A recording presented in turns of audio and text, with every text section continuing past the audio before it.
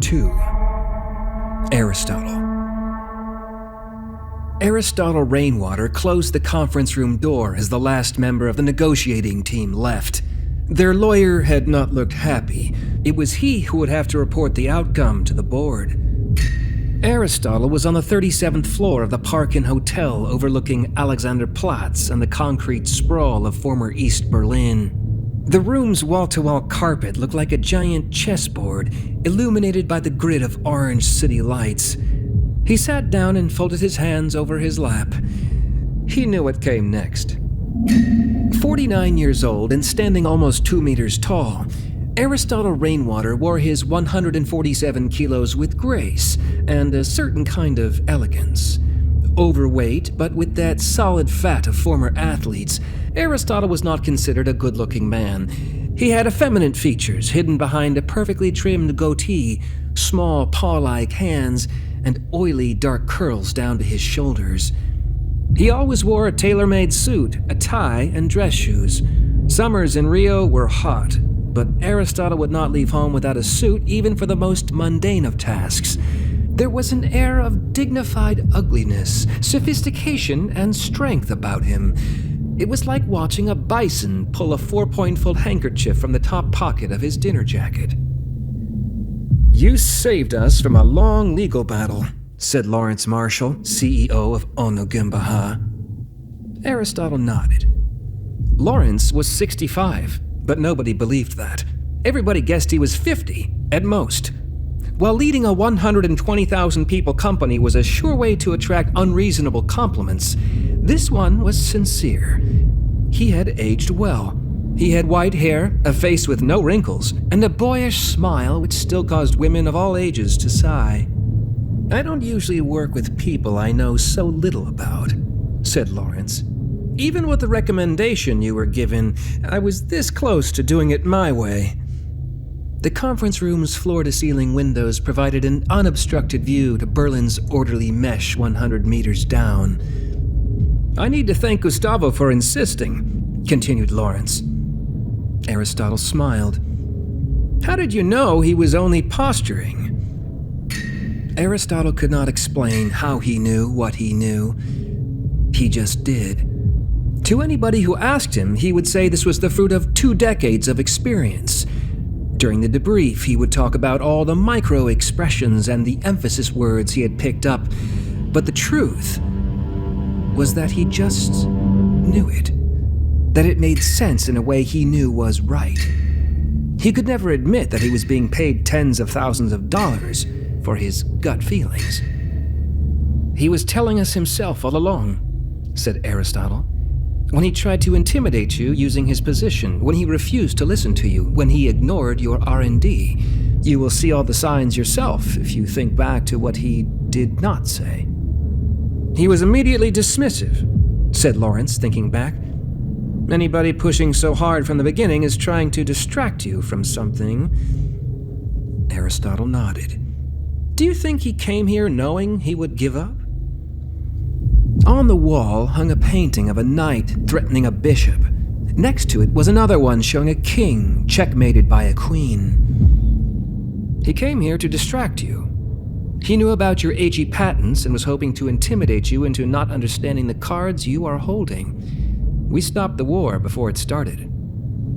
"I want to extend your contract for another couple of days," said Lawrence after some thought. "I want you to put together a strategy in case they have second thoughts." "They won't. They have accepted that you'll litigate if they do. You can start producing the AG as soon as you're ready." "We're ready now. The machines have been on standby for weeks, but the board will not allow me to start production if there's even the slightest possibility that they'll take us to court." "They won't. They were only trying to slow you down." "I prefer to hedge my bets." Aristotle nodded, knowing he would not convince him, nor was it his job to do so. His phone rang. Aristotle looked at the number on the screen. "I have to take this," he said. "Seu Gustavo, it's a pleasure hearing from you," said Aristotle, switching to Portuguese. He stood up and listened to the voice speaking on the other end of the line. He paced back and forth without paying attention to the view in front of him. "Certainly.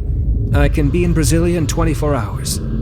Aristotle hung up and sat down again. I'm afraid I won't be able to accept your offer, he said, turning back to Lawrence. I understand. The matchmaker requires your services elsewhere, said Lawrence with a smile. It's been a pleasure working with you. Aristotle smiled back. Aristotle walked into Berlin's steel and glass Brandenburg airport terminal. He fast-tracked through security and made his way to the Lufthansa lounge. His phone buzzed once. Aristotle read the email while walking. Everybody moved out of his way without second thoughts when they saw him bearing down the corridor. He was to meet Agents Agostino and Benedito of the Polícia Federal in Brasilia's Asa Noche, the northern wing of Brazil's dove-shaped capital. They had chosen what looked like a typical boteco from Rio, the Boteco do Galinha, not his first choice for a meeting place. Food was usually bland and drinks were limited to cheap beers. With few exceptions, Aristotle did not do botecos. Aristotle handed his frequent flyer card to the lounge attendant who slipped it into the reader.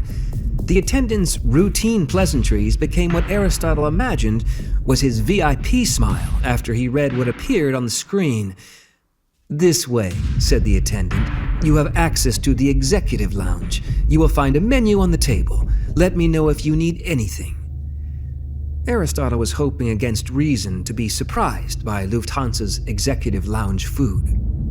He canceled 2 meetings he had planned for the following day. His short fingers moved with surprising agility on the phone's screen, and another scheduled for the day after that.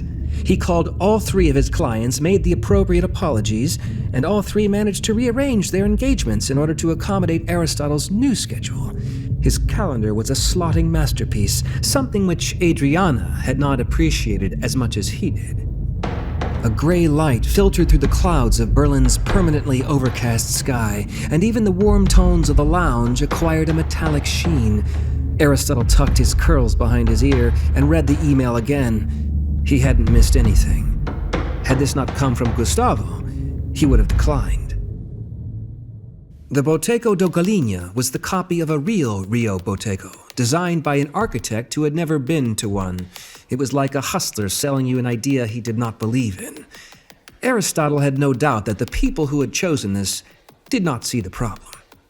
He crossed the 2 agents as he walked into the Boteco's bathroom. They didn't recognize him. They gave him a cursory glance and then ignored him. They were too busy checking every stall.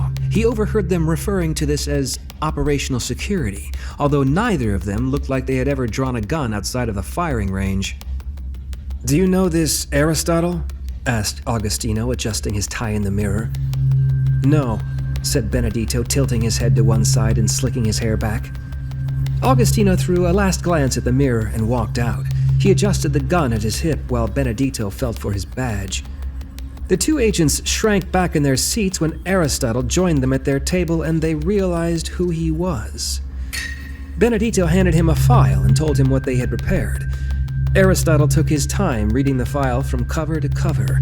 The 2 agents exchanged glances, asking themselves what they were supposed to do while he read. Their inner monologues were loud and fretted over the lack of respect and the value of their time, but they remembered their orders and kept their eyes on their coffees. When he finished, Aristotle closed the file and gathered his thoughts. Calling him in is not an option according to what's in here, said Aristotle. We don't have anything, said Benedito. We were hoping you would think of something. What if we ask for his help? A consultation. In a nice place. As connected as he is, he's still a criminal, said Agostino. Why are we giving him the white glove treatment? Because we can't be wrong, said Aristotle.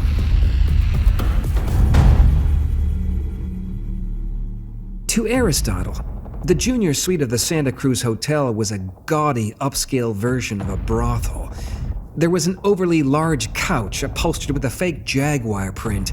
A huge cowhide lay on the floor, and marble adorned the half-moon tables positioned under gilded mirrors. The 2 agents nodded approvingly as they walked in. Aristotle was listening to the radio, softly broadcasting through the suite's sound system. A speaker was announcing the departure of the unmanned space probe Vesta on a mission in search of Janus, the elusive planet thought to be the cause of some of the stranger orbits in the solar system. Its path was supposed to be almost perpendicular to the planetary plane. The orbit was so large, continued the speaker, it took Janus 150,000 years to go around the sun once, and Vesta might never find it.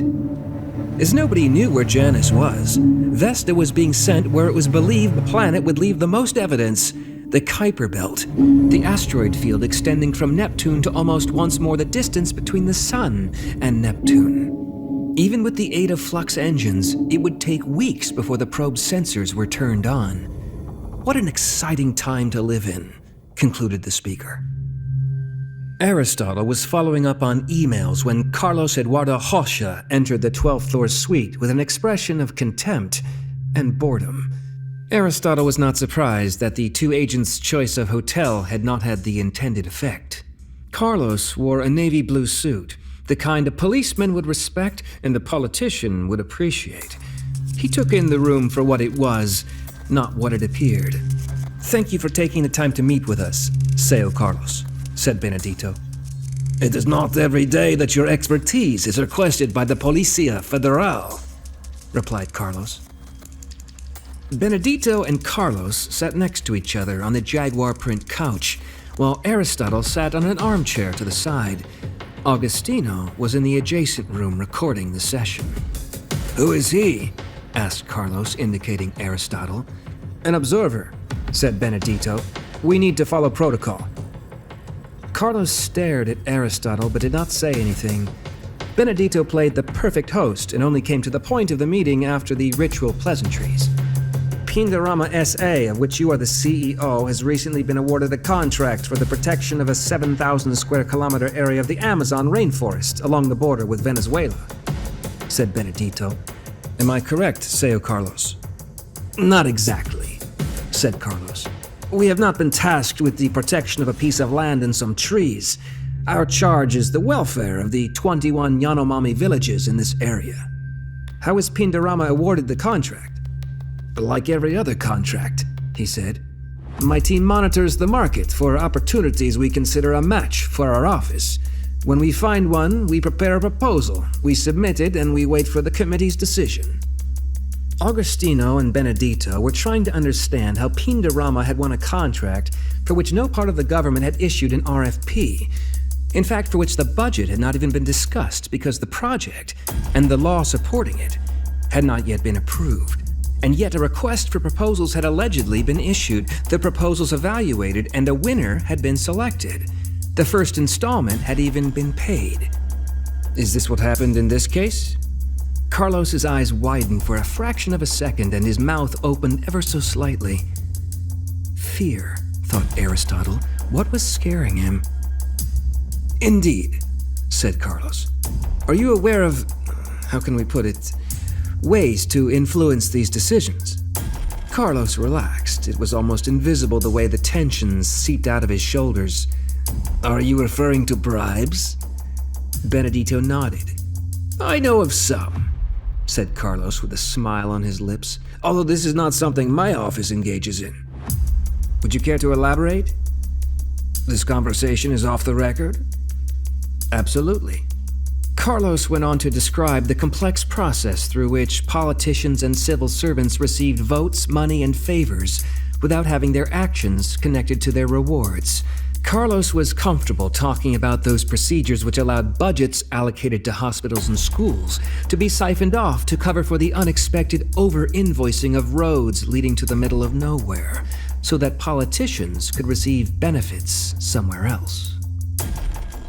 Nothing that Carlos said was getting Benedito closer to what he wanted to hear, and his frustration was starting to show. "Would you say that drawing up a plan to protect 7,000 square kilometers of tropical rainforest and the 21 Yanomami villages within this area is an easy task, Seo Carlos?" asked Aristotle, following a gut feeling.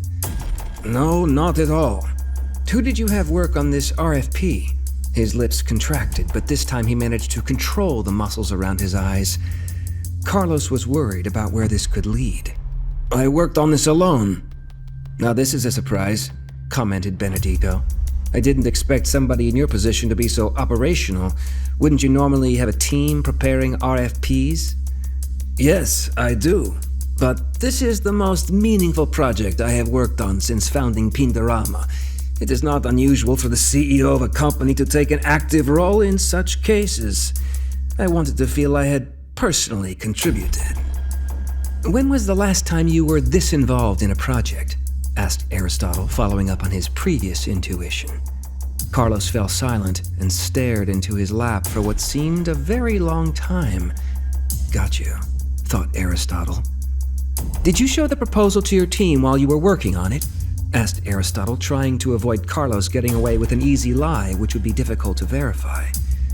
As a sounding board, I believe this is how people in your line of work operate. Am I right? Yes, this is how we normally work, said Carlos, choosing to answer only Aristotle's last question. I assume that there will be versions of your proposal at various stages of completion in your email records. Yes, said Carlos. There definitely are. I'm not sure what you're expecting, though. There might not be as many drafts as you think. I only involved my team during the final phase. There is a very short paper trail, if this is what you're looking for. So, Carlos, said Benedetto, losing his patience, I have to say that your position appears somewhat unusual. Do I need my lawyer? Asked Carlos, unruffled by the comment. I came here to consult the Policia Federal about RFPs and government dealings. Should I ask my lawyer to join us? The honest answer was that Benedetto would have loved for there to be the need for a lawyer. But his task was not to build a case against Carlos. His task was to find a clue which could lead them to whoever was pulling the strings of the sloppy clerk who had issued an RFP and declared a winner before the law had even been approved. This was what was bothering Aristotle. Why the sloppiness? The law would have passed, the RFP would have been issued, and Pindorama could have won the contract without the risk of raising suspicions. Why the rush? The clerk, one Renato Bastos, had admitted to his wrongdoing and had justified it by saying he needed the money and that the law would have passed anyway. He had only accelerated something which would have happened anyway. The police agreed. He did not know who had paid him. Whoever was behind this was confident enough not to fear the consequences of such haste. Not in the least, said Benedetto, backpedaling. Your help is much appreciated. If you needed a lawyer, we would not be having this conversation in a 5-star hotel. Carlos turned to him, and Aristotle saw fear in his eyes. It was not fear of Aristotle, Benedetto, or the police. It was a primal form of fear. The feeling that the person in front of you has full rights over you, like a slave owner in a sugarcane plantation 250 years ago. If you were black, the white man could as well have been God himself, a god with a whip, a short temper, and the belief that you were no better than the animals in his courtyard. Aristotle was reaching a very different conclusion to what the two agents had told him they suspected. Carlos's proposal was legitimate. It was not a cover-up to justify a bribe. Augustino and Benedetto had stumbled upon something, but not what they thought. Carlos said there was a short paper trail not because he had worked on this alone, but because he had not worked on this at all. The proposal had been handed to him, already finalized. Somebody was expecting him to win and to implement the plan as submitted. What Aristotle was seeing was an intelligent man used to steamrolling over people and obstacles. He had not built a company worth hundreds of millions of dollars by playing nice. He was not accustomed to feelings of respect, deference, and fear. Agent Benedetto, said Aristotle, I think Seo Carlos deserves a coffee. Yes, said Benedetto, puzzled. Let's get him one. The two stood up and walked to the adjacent room where Augustino was recording the proceedings. Aristotle looked at the two agents, trying to understand if they had seen what he had. He explained his insights while the two looked at each other, asking themselves if Aristotle had been in a different room the whole time. Do you want to take a look at the recording? Augustino almost blurted out. Then he remembered what he had been told about Aristotle and how he should behave, and decided to keep the question to himself. If you will allow me, continued Aristotle, I would like to take the lead. The two agents realized their instructions had been clear, and they had little choice but to agree. Aristotle walked back into the room as a waiter knocked on the door with a coffee on his tray.